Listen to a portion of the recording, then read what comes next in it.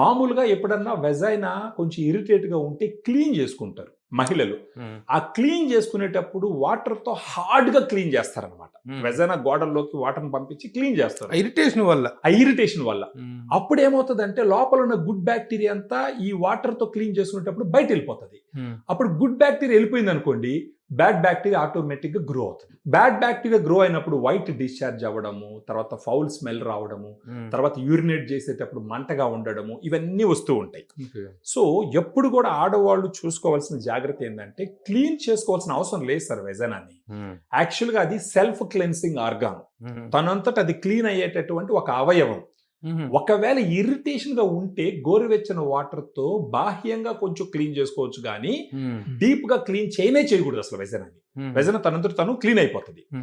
So ఇలాంటి infections వచ్చినప్పుడు ఉపయోగపడేటటువంటి ఒక సప్లిమెంట్ ఫెమి డిలైట్. ఇదేంటంటే 2 రకాల లాక్టోబాసిల్లస్ స్ట్రెయిన్స్ ఉంటాయి సార్ దీంట్లో. అవి యుఎస్ నుంచి ఇంపోర్ట్ చేయించి ఇక్కడ తయారు చేయించినటువంటి స్ట్రెయిన్స్. ఇవి ఏం చేస్తాయి, రోజుకు ఒక క్యాప్సూల్ వాళ్ళు భోజనం తర్వాత తీసుకుంటే ఆ వెజైనాలోకి వెళ్ళి అక్కడ గుడ్ బ్యాక్టీరియాని పెంచుతాయి. ఈ గుడ్ బ్యాక్టీరియా చేసే పని ఏంటంటే సార్, వెజైనాని అది యాసిడ్ కండిషన్లో ఉంచుతుంది. అక్కడ pHని 3.5 నుంచి 4.2 మధ్యలో పెడుతుంది. ఆ pHలో ఉన్నప్పుడు బ్యాడ్ బ్యాక్టీరియా అక్కడ బతకదు. ఎందుకంటే ఆమ్లంలో బతకో కదా సార్, యాసిడ్లో బతకో ఏది కూడా. ఇది యాసిడ్ ఎన్విరాన్మెంట్. <7 ఉంటే యాసిడ్ ఎన్విరాన్మెంట్, అబౌవ్ 7 ఉంటే అది ఆల్కలైన్ ఎన్విరాన్మెంట్. ఈ గుడ్ బ్యాక్టీరియా ఈ యాసిడ్ అక్కడ ప్రొడ్యూస్ చేయడం వల్ల అక్కడ ఏంటంటే బ్యాడ్ బ్యాక్టీరియా గ్రో అవ్వదు.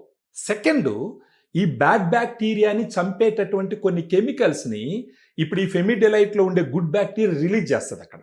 సో ఆటోమేటిక్గా బ్యాడ్ బ్యాక్టీరియాని చంపడం వల్ల ఎప్పుడు కూడా వెజైనా హెల్తీగా ఉంటుంది.